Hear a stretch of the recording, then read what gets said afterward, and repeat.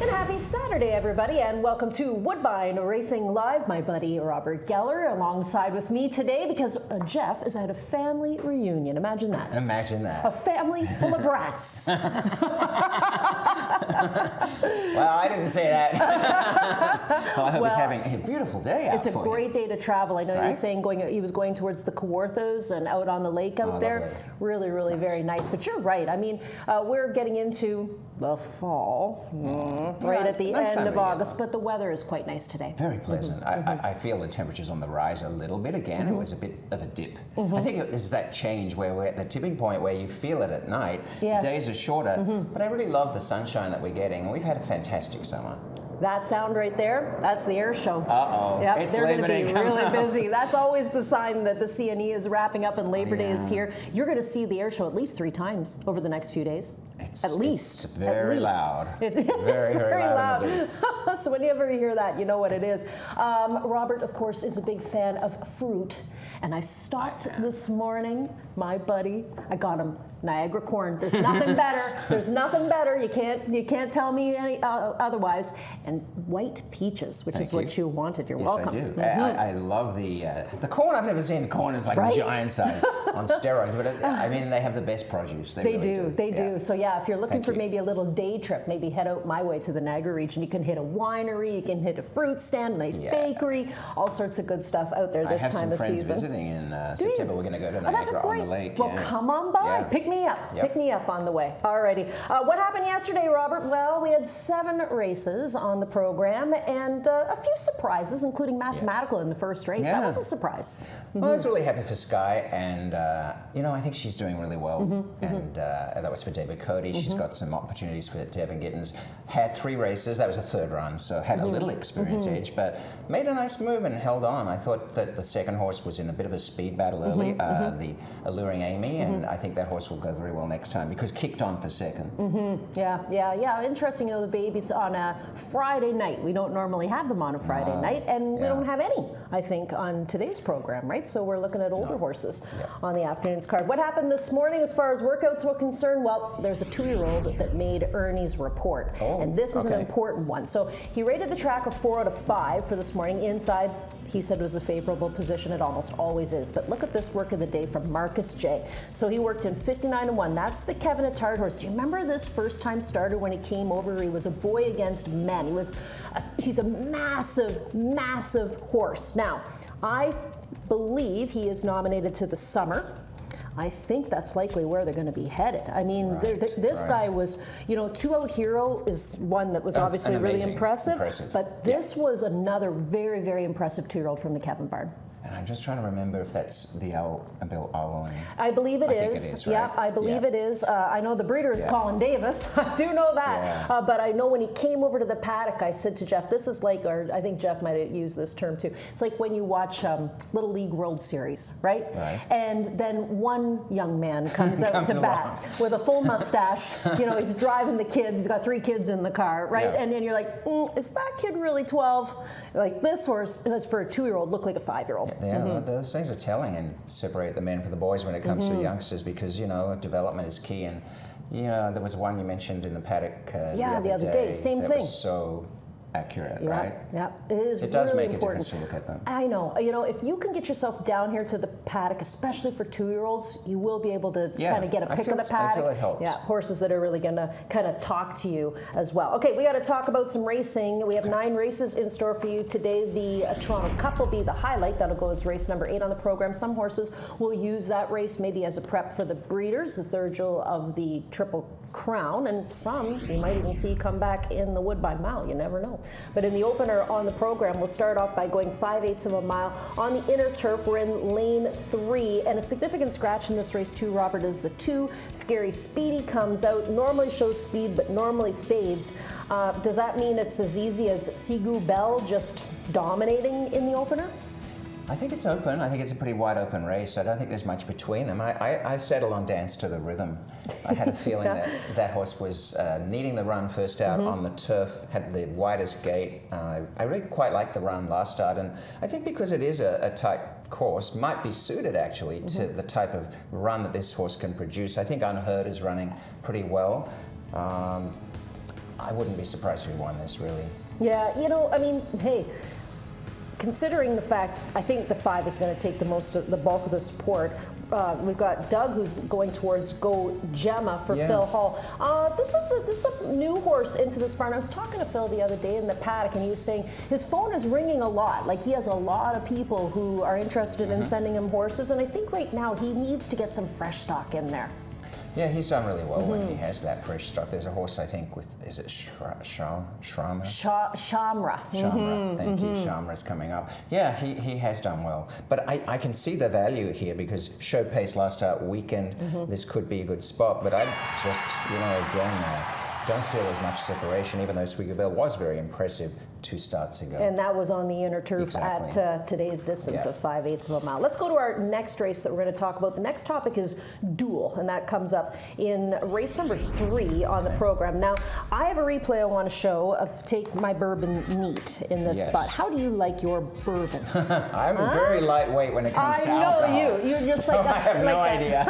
An eyedropper full is good enough for Robert. I'll take it neat. Once, though, when I was in Kentucky, I went to Woodford Reserve and did the flights, the tasting flights. How was it? Oh, fantastic. And you know, one thing about drinking Kentucky bourbon is you have to have dark chocolate with it. It changes the whole taste. Oh, it's absolutely fantastic. But here's the replay from the last start for Take My Bourbon Neat. Now, the horse was claimed out of this race. And there's a few things here. And you can maybe refresh our memory as well. But right here, I thought, oh, this is easy. This horse is just going to go around them like everybody's tied to a post. Totally full of fun, right? And then, you know, she ends up, unfortunately, finishing in second. Now, she does get claimed out of this race.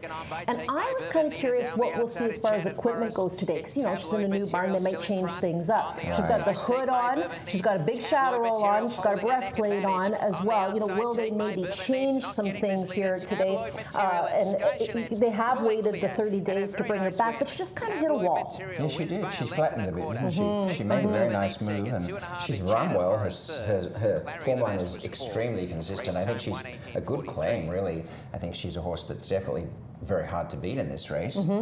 But you're going to try and beat her. But I am. I'm going to take a shot on Symbol Court because I do love horses third off the layoff, and I felt that the last 2 starts, the pattern of the race has been compromised by, in one situation, as lone speed, another where it was closing. I just feel could get the right setup, and Symbol Court is a stablemate to Sterling Heights, who's also well credentialed. Prima was extremely unlucky last start. Yeah, got did into get the front trouble trip and came on well.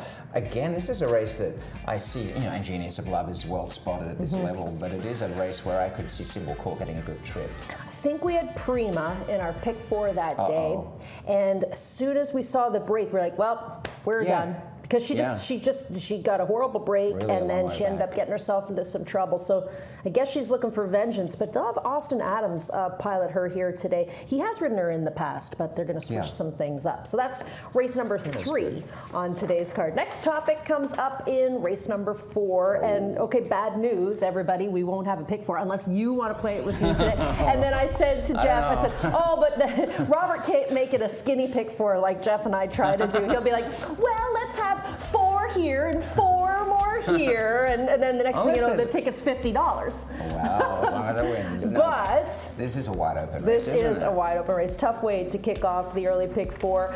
You know, there's a few horses here that could pop up with big efforts. Obviously, Super Success. He's taken some time away. I can understand taking the time away too, because you know, you winter raced at Gulfstream, so he likely needed a break. Fresh horses do well. Now, will he go back into the DePaulo barn? Is the question mark, because he goes back and forth and back and forth. Will that happen today with him? Or is it a horse like Granger County on the outside for Adamo, who maybe didn't like the mud last start at Fort Erie? I liked Granger County's form line. I was really impressed when Granger County won. I can see a big turnaround coming today. But again, this is a race where it's going to be tactical, and there could be a lot of early speed. But the interesting thing is Napa Spirit's got the rail, has been in duels with Mamba on 3, who's my long shot play, because I really felt has been burnt off in 44 and change races to some extent. But I just have a feeling that this race might suit if it gets a good start. I could go many ways in this field.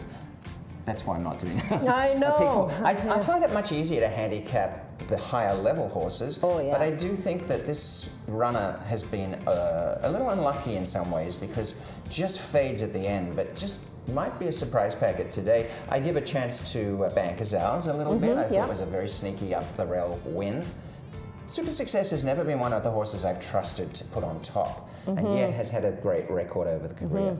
I mean, this is a war horse, You like right? Ranger County? I do like the I can 7. see that. I'm going to give him an excuse for the last race. I think he didn't like the mud at Fort Erie. No, I think you that's, know, and now he gets makes back sense. over here. And look at the work since. He worked 3/8 and 35 and 4, so he will be lightning fast, I think, in this spot. I like the versatility. Has won from a little bit off. Has been in the lead. I can see a good spot there for Juan. Yeah, Crawford. Juan can just, you know, play it by ear, I think, when it all shakes out of the gate. So that's the 4th on the card. The 5th race today goes 3/4 of a mile. It's an optional 15, a starter for 5.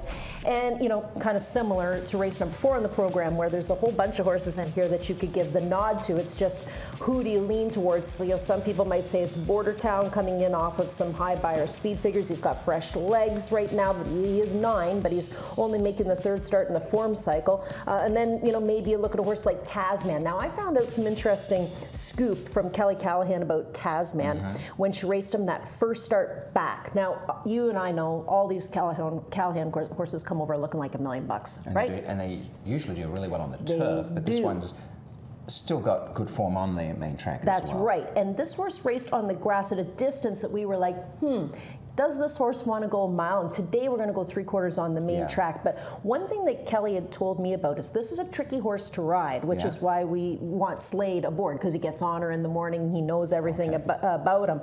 But this is a tricky horse to ride as far as the mouth is concerned. This horse has a super sensitive mouth. So it gets a little tricky, right? When you know, maybe you can't grab a hold. You got to kind of let the horse do its own thing. It's interesting when you say things like that, because you can sometimes feel something's happening to a horse in the run that's just uncomfortable, but you can't put your finger on it. So if things go smoothly, I think Tasman's form is pretty good. I think this race is a little deceptive in the sense that you have horses that appear to have run at higher levels like Border Town, and yet then you look at Ask Him My Name, who's run it appearingly, you know, it's a starter optional claiming race, of course, but has beaten Legal Attack, who ran behind has beaten Border Town, and Legal Attack was thrashed by Ask Him My Name. I've been incredibly impressed by the visual of Ask Him My Name. Yeah. That horse was so unlucky last start, must have made up about 8 or 9 lengths. I feel that Ask Him My Name and Border Town are the 2 horses that stand out on form. But this race is, again, a race where, on their day, I think there are a lot of value plays. You know who's interesting in here is Your Valentino. Because he was a nice claim, right? They took him for 15. They were able to win they got the 3rd, and then they were able to win for 25. They tried the A other than once. And they said, you know what? We made our money with him. If they win and they lose him here today, they've made nothing but money with this one. Yeah, no, he's a nice horse. He has a kick in the end. I'm sure that they were sad to lose him, Sandy. Yeah, exactly. But, you know, they can go back for him today for $15,000 if they want to. Indy 1 is another interesting horse in that race. He won, but it wasn't pretty. But he's finally, he used to run second all the time, and finally getting to the idea, this is what he needs to do to actually win the race. I mean, he's won, 3 of the last 4. True. Race number 6 is where we go to next. 6th race will kick off the late pick 4. And we have a bigger group. There's 9 to compete in this spot, a mile on the inner turf. We're in lane 3. You know, here's the thing. I kind of narrowed it down to the 7, the 8, and the 9. They were horses that kind of stood out for me. The 4, Celebrity Row, of course, also was in the mix for me too, coming in off of a 4th place finish behind Faith, which was the really nice Josie Carroll runner. But I'm going to show you a replay that's kind of interesting too, and this will jog your memory as well, on North York. This is the horse I'm going to use in the top spot today. Stu Simon trains. He's a 9 horse here, and he's getting a rail trip, and there was a big group of horses, 14 horses to compete in this race. Now, this was on the EP, and now we're back on the inner, but the horse is fine on the inner. He's had a 3rd and a 4th place finish on the inner as well. So who else was in here? Clearwater Beach, right, which was the Nazawenko horse. Wonderland, exactly. And look at them. It's a very good field. It's a great field. So a cavalry charge, and we got the fastest trip, like the best trip, because we have the rail, essentially. But then, right as we come to the wire, because I'm thinking, I think we can get here up the rail, and Davey Moran's working really hard to get get it. This horse checks just a little bit, like just a little slight check. You see Clearwater Beach there, and then you're going to see this right around, got squeezed a little bit. Really polished win. Clearwater There. Beach first, North York second. Nothing well done, crazy. third, I Orient mean, Beach obviously it fourth. didn't cost them Then the a flat win, flat and quality but you know, Princess Jade headed the rest. it's just a little something that I noticed. Look, I'm sure some horses are happy with being, you know, on the rail and having others around them, and maybe some would rather be on the outside too. To me, that was a great opportunity for this horse to win. Can he do it here today, or does he have to worry about the Kevin horse? And it always, you know, on the EP Taylor, it's a long stretch to be in front the whole way, and horses can sometimes just get distracted or just find it is a stretch literally. But this is an inner turf race, and the form is excellent for North York. I think North York will run a big race. I put on top Celebrity Row. I feel this horse has been a victim of circumstances on 2 occasions in a row. Was very sudden burst at the finish that I liked. I think Celebrity Row sitting on a very good performance, and I think had paid a price last start in traffic. Silent Strike ran an excellent race up the rail. Not sure how the transformation to the mile will go, but if that holds, is a very interesting runner. And I've always been interested in Dazzling Cruiser. Yeah. Maybe this is the right spot on the turf at the mile. I thought Dazzling Cruiser ran a pretty good race again last start, and I liked the first up performance. That was a good quality field. Blitz has made that form pretty decent. Even Lemon Sweets and Fleet Flatter have been running on in a couple of races, so I think it's a deeper field for some of them, but Celebrity Row will be my top pick, but North York for sure in my top 2. The more we talk about it, the tougher that race gets. I find that the races are good in quality. You've got horses who are not shy of running well, and that's good. They're racing pretty well in that field. Alrighty, so that's a maiden special weight on the inner turf going a distance of a mile. Okay, let's get to the feature. This is the race that we've been looking forward to. Yeah, the Toronto Cup, a mile on the inner turf. You get a nice big group. There's 11 to compete in here, straight 3-year-olds in this event. Some horses will use this possibly as a stepping stone on the road to the Breeders, the 3rd jewel of the Canadian Triple Crown. The 3, the 4, and the 5 would all be horses that would be maybe pointing that direction. And then, of course, the storyline is the filly, Boca Queen, who's going to try and take on the boys here today. And the other story is the horse looking for 4 in a row, and that's Wagstaff for Jose Campos and Nathan Squires. Church and State here for Dale DeRusso. Like, this is a great little race. It really is. But I want to show you, again, this is the Wagstaff race. Now, this isn't the last race at 7/8 of a mile, because I think, you know, I had a lot of faith that he was going to be good at 7/8. I don't know if anybody else did, because we cashed a pretty good ticket on him that day. But this is the day that he beat older horses on July the 13th. And this is when, you know, I think everybody started wondering, what kind of a horse do we have? Because we had talked to Nathan Squires about this horse in the spring, and he said, geez, like, I just kind of throwing up my hands in the air on him. Like, he's just not turned into the horse I thought he was. And then he put him long on the grass, and boom, he gets a nice win.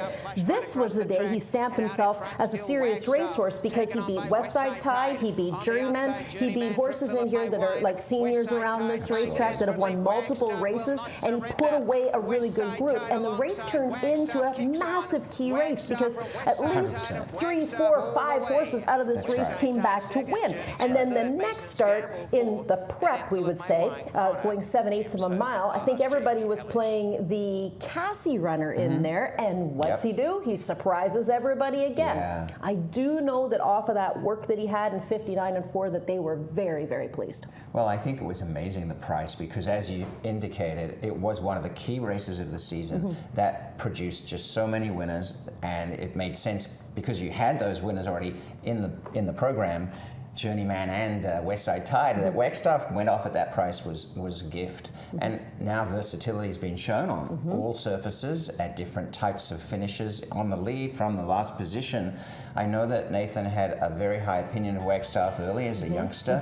It's starting to really materialize his faith in that horse. I think Wagstaff is, you know, a very much in a purple patch. He is, and if he wins the race today, he'd be our first 4-time winner at the meet. I would like to see that. I think Wagstaff is a testament to a horse that's on the rise. You know, I think I still have faith in Hammerhead.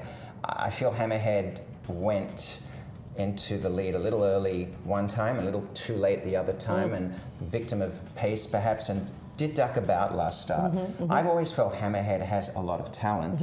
There's still a bit of a head case. There's a biter, I know that from having taken a photo, but didn't get bitten. But I was impressed still with Hammerhead. And Boca Queen, I think she was really paying a price for missing the start. Rushed up, it was a tough race. She ran pretty well. I think she's an exciting prospect because if she can produce what we saw first out. I mean, this is a terrific field. Even horses like Here I Go is an interesting one. I wouldn't rule out 40 and 5 from running a big race That's today. true. Either. That's true. 40 and 5 could run a big one, but that horse has been a bit down. Yeah, and I would keep your eye on that one for the breeders too, for because sure. you know, Josie EP Carroll, Taylor, you know, with the Chiefswood Stables. Oh, not the EP Taylor. We don't have it anymore. No, Again, no. Think. I know. It's hard to really think about that. It's We miss amazing it already. when the graphics go up at the beginning of the day and it says EP Taylor closed. I know. Kind of a little bit of a letdown, isn't it? Wait. Patience is a virtue. We have to wait till next fall to get There's so back many, to it. so many other horses in this race. I think it'd be a great press play, whatever you pick, because I think that's a race to really get value. And then the 9th race is the final, just 9 on today's program. As we play the Jackpot High 5, carryovers more than 17.5. You get a field of 10, and we are looking at maidens for 15, which can be really, really tricky to sort out. There's always like 1 or 2 horses that have at least showed you some type of interest, and I think one of them is the 8, Kimberlina for Steve Attard. Yeah, I like Steve Attard's value plays too. A lot of these horses get into the money. I thought that maybe Jodine Anderson's horse would be dangerous here, Crumlin Trouble. I thought last start didn't run badly, showed up in the lead and weakened, and now comes down to a lower tag, but I really liked the effort before that. I give that horse a bit of a shot with the so blinkers are on. I'm not sure if that'll make it a problem or not, but it's 5.5 furlongs, and I just have a feeling that the last horse on the list is interesting to watch too, Uncharacteristic. Yes, yes. Remember that trip I where do. it was coming home really well after a terribly difficult beginning. So I'm looking at those two in terms of value for the Jackpot High 5. Balls in your court makes sense. But I just feel that there may be horses who have more style other than just the lead to win to lead tight. So I'll go with, I'll take a shot on Jodine's horse, and I like Alexander Padowicz runners in the last race of the day for some reason. Yeah, you do. You know what's interesting too? I think maybe Pietro had some choices in here because Kimberlina is a horse he had been riding, and he sticks with the one for Norm McKnight. So he could be kind of tipping his cards on that one as well.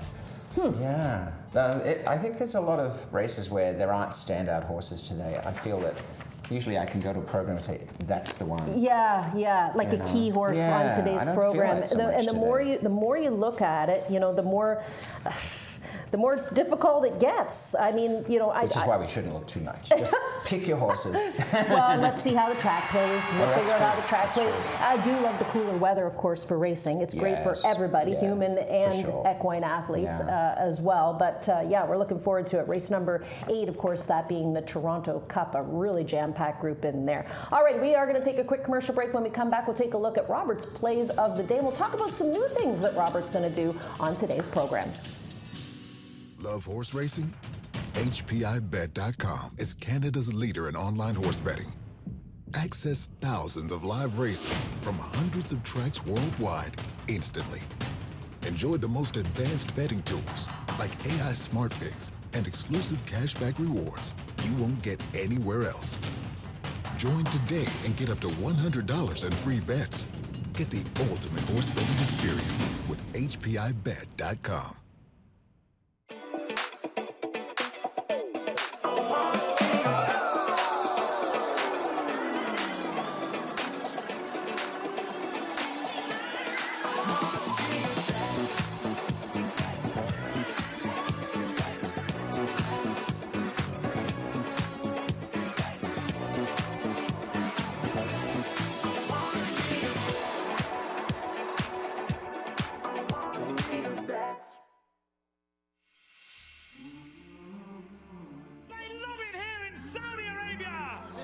Race in the world. Pinch me, I think I'm dreaming. They're off the Dubai World Cup. And they're into the stretch. 2 of the great racehorses in the world. Giant Killer, Fine A race for the ages.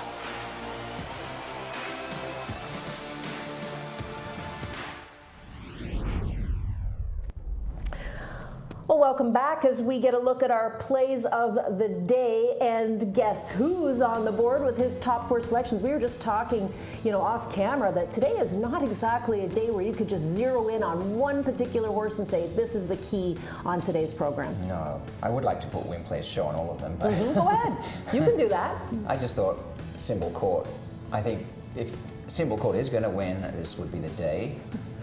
You like this is an Oscar performance, and I'm expecting an Oscar performance because I think Celebrity Row has been very unlucky. Yeah. I hope Hammerhead nails them because I've been funny. really persistent with this horse. I know the Gate 11 is a concern, but I have faith in Sahin, and I think Hammerhead is a very nice horse. And Crumlin Trouble, I want to get out of trouble if I'm in trouble, but I hopefully won't be in trouble by then. Well, I'm hoping Take Your Bourbon Neat does well in the 3rd race off with the claim.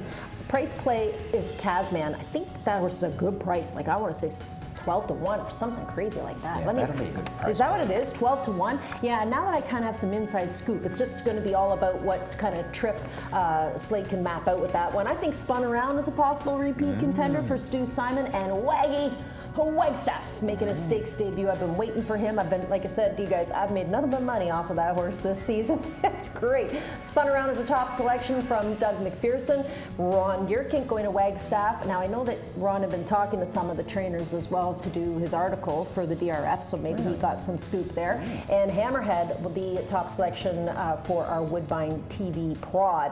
We've got clocker horses to take a look at too. We got 2 of them for today. The first one comes up in race number 5, and that's Galveston for Mike Doyle. So let's just take a quick look at that one. Oh, that's the Tasman race. Okay, yeah, and Galveston, has had some decent efforts. A couple of back-to-back 3rd place finishes when going at 5/8 of a mile. He's got to stretch it out here to go 7/8, but the work on August the 16th with Crumlin Beach. You're going to see Crumlin Beach later on the card today, right? Oh no, that's Crumlin Mission. There's so many Crumlins. But that barn with a nice win for a horse that I've always been following was Malibu Mambo. Yes. And so the barn coming around with some nice results. Yes. Tis Ready is the other horse for Mike DiPaolo. 6 to 1 is the price on that one. And of course, Mike DiPaolo and Leo Salas teamed up to win the last race on the program yesterday. So we'll be watching for those ones. Yeah, Cheat the Devil. That was easy. That was easy. That was impressive. And that one got me out of the hole because it wasn't looking so good for the first 6 races on the card. Who'd you visit today? We have a photo. Oh, today, Who'd you yes. visit? Oh, yes, I visited Nick Nasuwenko's barn. Speak up.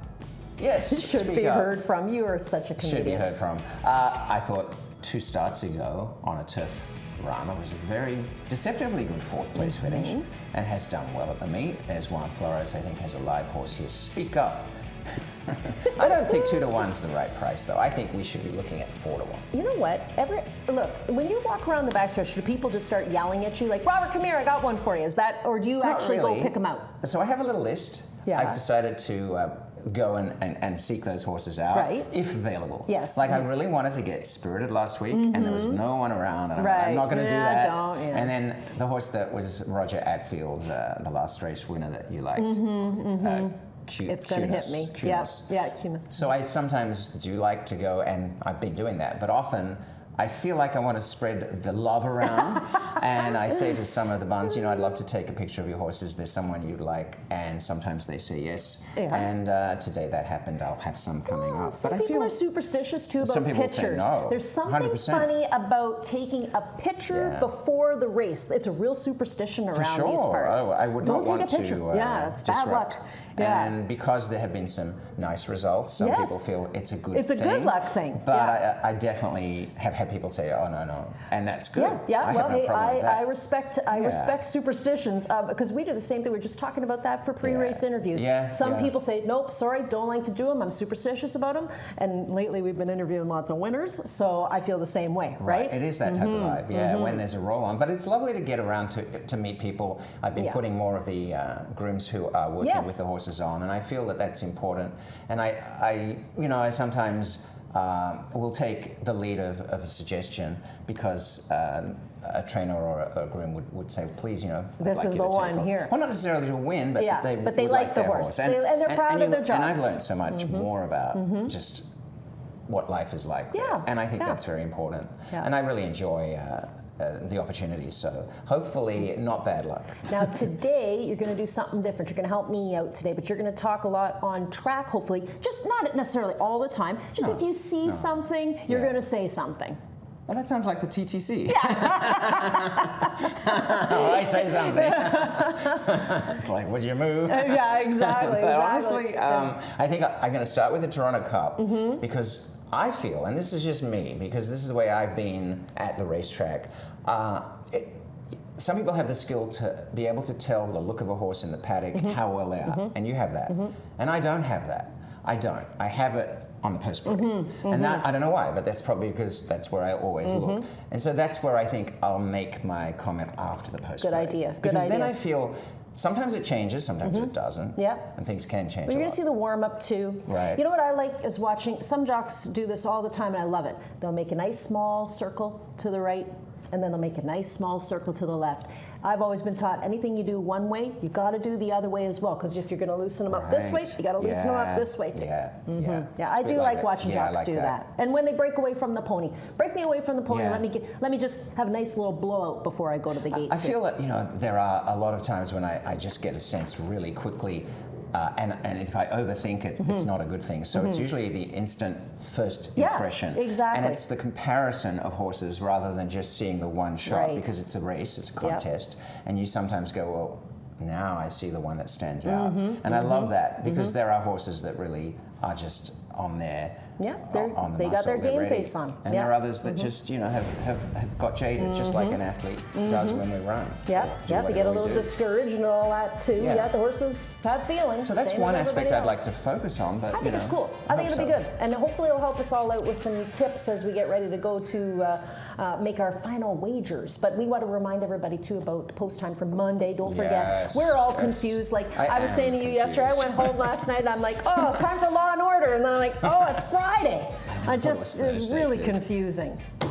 We are creatures of habit, and I better write it down. I know. Well, Jeff's got me with alarms in my phone everywhere because he's I was concerned that you amused and by I that. might not show I was up. watching that and thinking, yes, I know that life. Yeah, we like to, Right? live dangerously, right, Oh, I Robert? do like to live dangerously. Well, we got 19 minutes to go before race number 1 on the program. 9 races in store for you today.